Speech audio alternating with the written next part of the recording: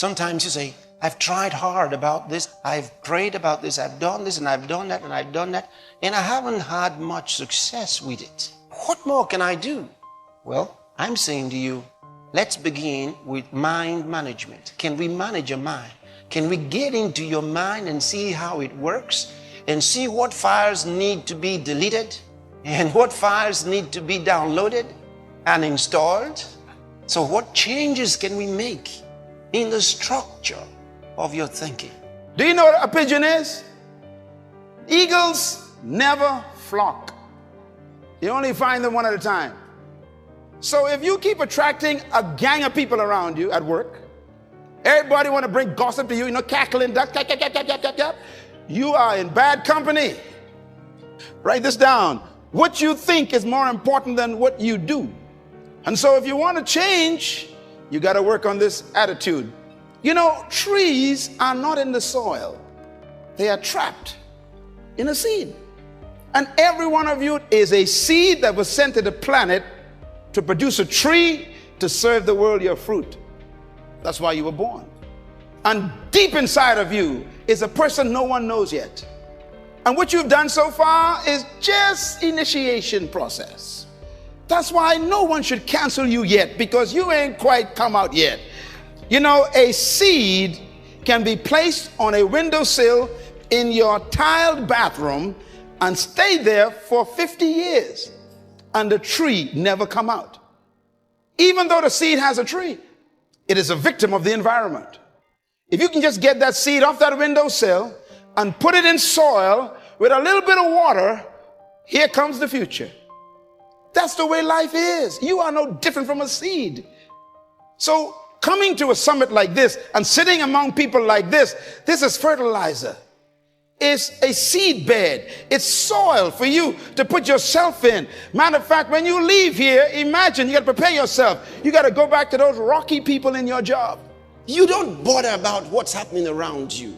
It doesn't matter who likes you and who doesn't like you. Are you listening to me? You see, at work or in business, never limit yourself. Don't be in bondage to your thoughts. Thoughts are coming to you that are wrong. Thoughts are coming to you that are trying to intimidate you, trying to make you feel less than yourself. You got to say no. Have thoughts of hope. My car is a mobile seminar hall. I get stacks of CDs that I buy, Les Brown and Tim Reb and all the others, and I put them in my car. And when I'm driving, every time I sit in my car, I'm feeding my seed. Even the music you listen to, got to be careful. It can be poison to your germination of your seed. The next time someone says they want to get to know you, ask them, are you fertilizer or rock? There are some folks in your life right now who are very toxic. They will pollute your seed. You'll never come out. Have you noticed that people who ain't going nowhere want you to go with them? Folks who ain't doing nothing in life want you to do it with them. This is why you got to break away from your best friends sometime to become better. You outgrow people, so know when to leave. People who you can ask questions. That's how you grow. An attitude must be a product of your belief system. Everybody in here have attitude. Everybody. Your ability, you never receive it. You came with it. But your ability that you were born with is trapped by the mentality that they gave you from your culture. This is why to be great, you got to divorce yourself from your traditions and your culture. Because convention makes no room for creativity. It doesn't allow you to believe beyond the norm. Matter of fact, they want you to fit in, not stand out. So society is all designed for you to behave yourself. You got to design your course. And that takes boldness and risk. It takes all kinds of challenging commitment to decide where you want to go in life out front. Some of you in this room, you are powerful, but they got you in the bush. The social environment is just making you afraid to come out and take what's yours in life. And this is why I constantly monitor my thinking processes. Every time I have a chance, I have a book in the bathroom, a book in my briefcase, I got a book in the office, I got a book by the toilet. So wherever I am, I'm working on a chapter somewhere. I love my wife. She reads a lot. She reads more than me. And our house is full of books. Our kids, we never tell them read. They watch us read all the time. If you want your kids to value books, you should value them. You tell your kids, go read the book, go read your homework, and then you watch TV. They're confused. Your kids will value what you value. If you value TV, they're going to hate books.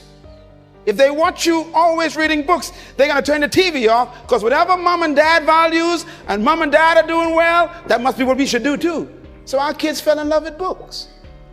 My house is full of books. I'm beginning to run out of house, because you become what you think. You cannot rise above the plane of your mental conditioning.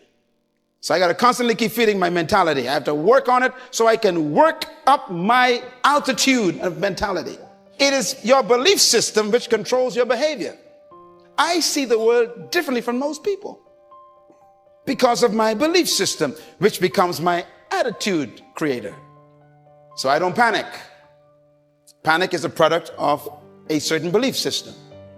You know, your attitude is determined by your belief system, and therefore it is your mental conditioning.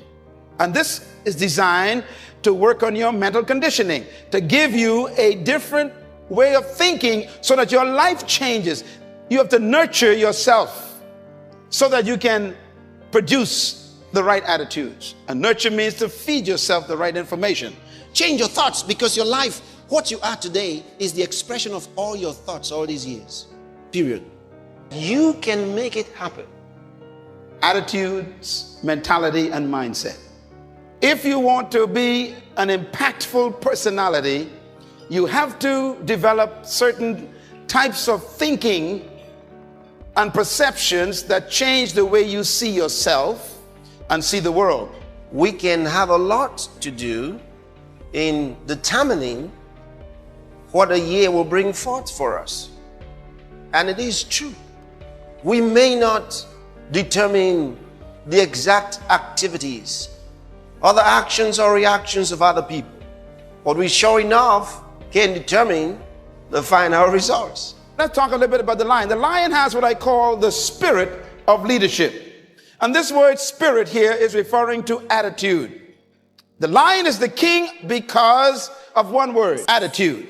The lion has a different attitude that makes every animal afraid of him. When I use the word fear, we're talking about respect. The elephant respects the lion. The hyenas respect the lion. The giraffes, they respect the lion.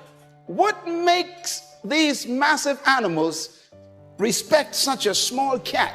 He's not the tallest, not the strongest, not the smartest, not the heaviest, not the most intelligent, but yet he runs things.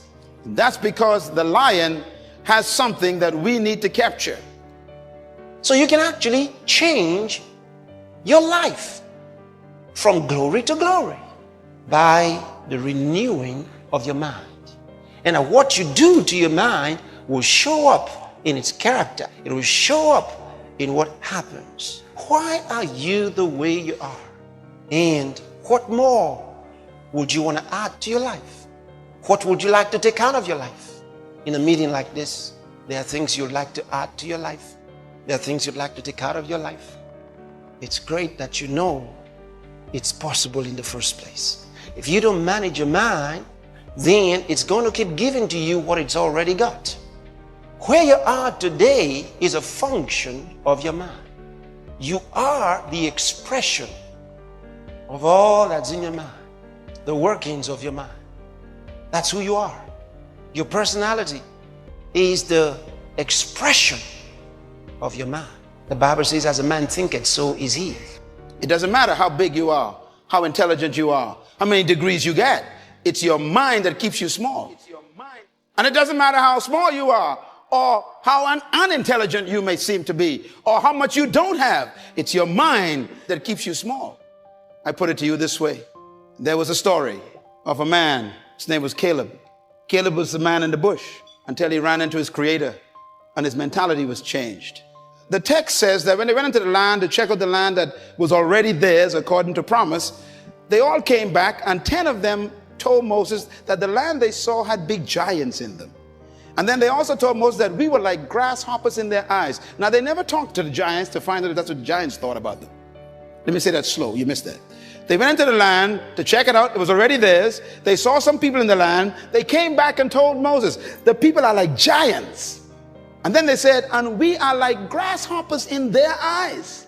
How did they know that? You are the way you see yourself. Do you think you're a grasshopper?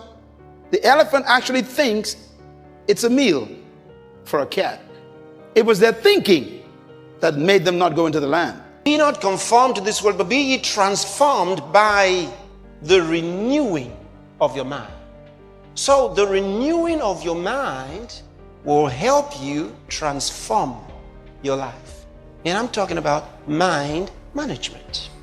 Question: do I want to transform my life? Do I want to change my life to a better quality of life? I need to have a knowledge.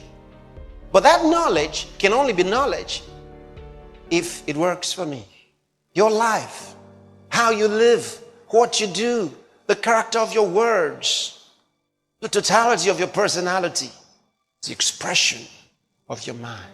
So managing your mind is the primary principle for increasing your value and multiplying your success and upgrading your state. You got to first change your perception of who you are. And that starts with a belief system. Secondly, you must change your perception of why you think you exist. And number three, your sense of significance. Once you discover, no matter where you are right now, it doesn't matter. I don't care what situation you're in now, where you're working, or what situation you're in. If you get these three things to come alive, number one, your perception of who you are. You've got to change it. And most of our perceptions are other people's concepts of us, and therefore we don't have self-concept, we got other concept. What is your perception of who you are? And the second one, why do you think you exist? You got to discover that you were born for something. Some reason, there's some purpose for your life. If you don't discover that, you'll always have a job, and we'll bury you in an average grave with an average tombstone. And you must develop a sense of significance in your life. Discover that you are important to the human race, you are important to the world, you are important to your universe. When I had to grapple with that question, it was tough, because I've been taught by society, like you have, that you are just a social security number or some NIB number, or you're some just kind of a worker in the system. But that's not true. You were born to do something very significant in the world. And you have to get to the point where you believe that. You can have potential, but if you don't have the belief, your potential becomes a victim of your present belief. Remember the elephant? The elephant has great power, but what makes him afraid of the lion is his belief system. Belief is so powerful, it can make an elephant act like a sheep in the presence of a lion. You know, normally people who are insecure, whenever they meet somebody who is confident, they always call the confident arrogant. When you discover who you are, you can't help but be confident. I don't pretend, I don't try to have confidence. If you try, that means you ain't got it. You're faking it. Confidence is a product of belief. What you believe about yourself determines the way you think about yourself, and the way you think about yourself is the way you behave. And you behave bold and confident and fearless because there's some things you discovered about you and about life that changed a perception. And that's what this session is about. It's about mentality. First of all, your attitude got to be right. Then you must marry that to attributes. That means gifts you were born with. Then you got to marry that to aptitude. That means now you got to educate and train those gifts. That's why you read and study and go to school, for your aptitude to be increased. And then your altitude means you got to change the level of associations you are in. You know, it's amazing. When you change your aptitude, you normally want to change your altitude.